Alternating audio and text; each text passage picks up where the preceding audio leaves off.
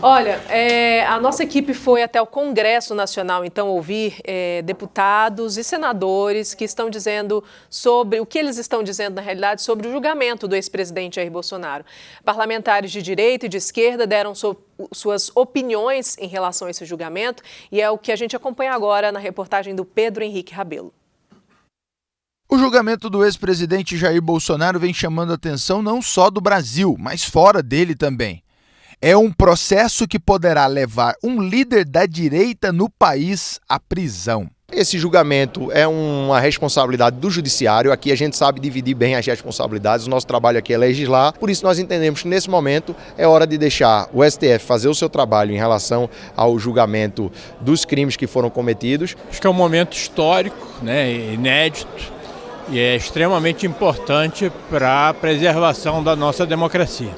Para os parlamentares de oposição ao governo federal, o processo tem várias características que tiram a credibilidade do julgamento. A mensagem que está passando para o mundo é que o Brasil não é mais uma democracia, não vivemos mais um Estado de Direito, é um Estado de exceção, um tribunal de exceção corrupto julgando um homem honesto. É algo sem pé nem cabeça, é algo que nem eles conseguem provar que crime foi esse. O presidente Bolsonaro, então, é o responsável pelo 8 de janeiro. Nem no Brasil o presidente estava.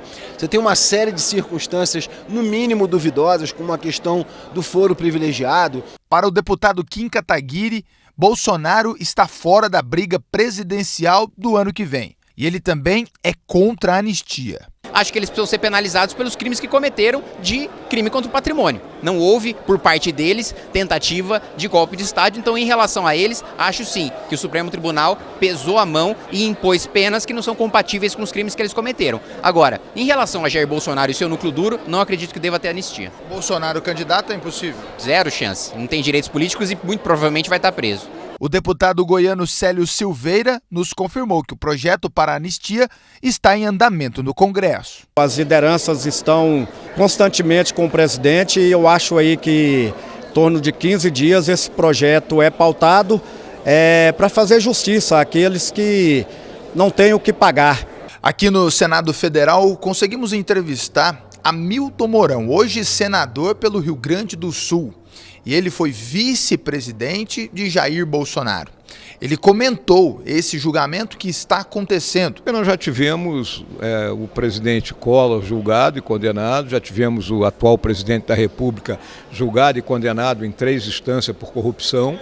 E vemos agora algo que, na minha visão, é uma vingança política de um conflito que foi estabelecido lá no começo do nosso governo, entre a Suprema Corte e o nosso governo, que a Suprema Corte sempre procurando cercear as iniciativas do presidente Bolsonaro, ele reagindo, e agora nós temos o capítulo final disso aí. A polícia investiga, o Ministério Público denuncia e o juiz julga. Só que hoje nós temos essas 3 figuras e um único árbitro, um único juiz, que é o ministro Alexandre de Moraes, que além de tudo se coloca como vítima. Então é um absurdo esse processo. Bom, Ana Flávia, você acha que tem provas de que suficiente para o Bolsonaro ser preso? Mariana, eu quero dizer aqui que eu não me acho capaz de julgar o presidente Bolsonaro, não quero fazê-lo, eu pago meus impostos, o salário dos ministros e toda aquela corte eu ajudo a pagar. Então eu não quero tirar o trabalho deles, quem vai analisar tudo e também não vou me debruçar o processo para fazer um julgamento e nem sou advogada. De forma que eu aguardo com muita paz no coração o que vai ser feito. Enquanto cidadã, eu avaliei com cautela e no que me cabe julgar, que é o meu voto, eu achei sim muito grave o que foi feito, todos aqueles atos que aconteceram logo após a eleição e antes dela também. Para mim, todo o governo Bolsonaro e toda a irresponsabilidade com as suas manifestações enquanto presidente da República são um grave crime contra a democracia. Ele se valeu de várias vezes da sua posição institucional para influenciar a população contra as nossas instituições, e isso me fere profundamente. Eu sou um amante da Constituição brasileira, eu sou fruto da esperança dos meus pais no movimento de diretas já. Eu nasci pouco menos de um mês antes da promulgação da Constituição de 88, e o meu contrato com o Brasil é a minha certidão de nascimento, que eu ratifiquei com o meu CPF e o alistamento eleitoral. Então eu vou defender isso acima de qualquer coisa. Eu acredito que isso é ser patriota, isso é ser nacionalista. Então me feriu muito o presidente Bolsonaro em diversas vezes usando a sua posição institucional para conclamar politicamente a população contra as instituições brasileiras, colocando inclusive dúvidas em relação às urnas eleitorais, um processo que eu conheço muito bem e posso afirmar que é auditável. Antes das eleições, todos os anos você tem um prazo para indicar representantes programadores para fiscalizar o processo eleitoral. Os partidos têm esse prazo, a população em geral, as entidades de classe têm esse prazo para indicar pessoas para fiscalizar as urnas, programadores, pessoas capazes. Então eu posso afirmar que o processo é auditável. De forma alguma eu concordo com o ex-presidente Bolsonaro ter se manifestado, ele e todo o grupo político dele, que eu já disse, eu não acredito que represente a direita, se manifestar contra as instituições do Brasil dessa forma. Então eu, enquanto cidadã, no que me cabe, no meu voto, não acompanho mais esse pessoal por conta disso. Eu acredito sim que eles foram irresponsáveis e que todos esses atos representam sim uma tentativa de golpe de Estado e de abolição violenta do Estado Democrático de Direito. Tem provas para condenar, claro que não só o presidente, a gente está falando especificamente do ex-presidente Jair Bolsonaro, prova, porque assim, o Supremo, essa primeira corte, eles têm que analisar provas. Tem prova disso? Não existe prova de participação. Pode até ter existido a ideia, reuniões, minutas, de uma possível tentativa de mudança do poder, não respeitando ali o processo eleitoral. Mas o presidente Bolsonaro não tem qualquer tipo de envolvimento. Começo pelo primeiro ponto. É golpe com o uso de força. É a abolição violenta do Estado Democrático de Direito. Nós tivemos um movimento em Brasília com senhoras, com gente vendendo pipoca e algodão doce. E isso é a abolição violenta do Estado Democrático de Direito sem arma.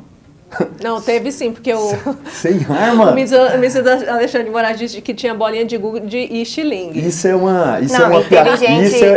desacato, é um desrespeito, é uma afronta a nós intelectuais. Agora, eu preciso contrapor a Ana Flávia com relação a críticas. Não houve nenhum momento um movimento feito pelo presidente Bolsonaro para que a população se revoltasse ou se levantasse contra as instituições ou contra o Estado Democrático de Direito. O que ocorreram foram críticas. Nós vivemos numa democracia. Eu posso criticar o sistema eleitoral. Eu posso criticar a decisão de um ministro. Eu posso criticar a Suprema Corte. Se a minha crítica for considerado crime e eu for punido por isso, nós vivemos em uma ditadura. Nós não podemos abrir esse tipo de precedente no nosso país. Precedentes viabilizam que isso se repita mais e mais vezes. Nós precisamos ter muito cuidado nesse momento, é um momento muito delicado no nosso país. Mariana, posso falar mais uma vez? Sim. Mais uma coisa? Ninguém aqui falou que falar é crítica. Ninguém falou que falar é um crime. Você pode criticar, você pode falar, todo mundo pode, nós estamos aqui para isso. Eu fui ensinada, Mariana, e quem está nos assistindo, e Dr. Cairo, desde muito nova, que quem fala o que quer, escuta o que não quer. O presidente Bolsonaro, enquanto pessoa, dentro da casa dele, ele pode ser quem ele quiser. Enquanto presidente do país e posição institucional que ele era naquela ocasião, ele vai ser cobrado e vai ser julgado pelas suas falas enquanto presidente. Então ele precisa ser responsável. Falar, criticar, todos nós podemos, mas você vai ser julgado pelo que você fala. Porque ninguém vai deixar ao ponto de acreditar nas suas intenções, no que passa dentro da sua cabeça, em face do que você manifestou. Eu vou julgar o que você manifestou. Então, é sobre isso, da mesma forma que o presidente Bolsonaro pode julgar o processo eleitoral enquanto ex-presidente, eu posso julgá-lo enquanto governante e pela fala dele. Ele foi irresponsável e, para mim, ele tentou dar um golpe. Você quer finalizar? Não, só finalizar. O presidente Bolsonaro, como eleito, ele foi eleito pela população. A população possui ideais, possui opiniões. E se ele foi eleito, ele precisa replicar e defender aquilo que ele acredita. Agora, nós vivemos num Estado democrático de direito que caminha pela legalidade. Eu sou punido se aquele está tipificado em lei como crime. Agora, falar, criticar, isso não é crime. Ele fala o que ele quiser, do jeito que ele quiser. Se não for crime, ele tem que continuar falando. Agora, se ele critica as urnas e tem-se uma narrativa de crime, de golpe de Estado por causa disso, é uma piada. Tá ok.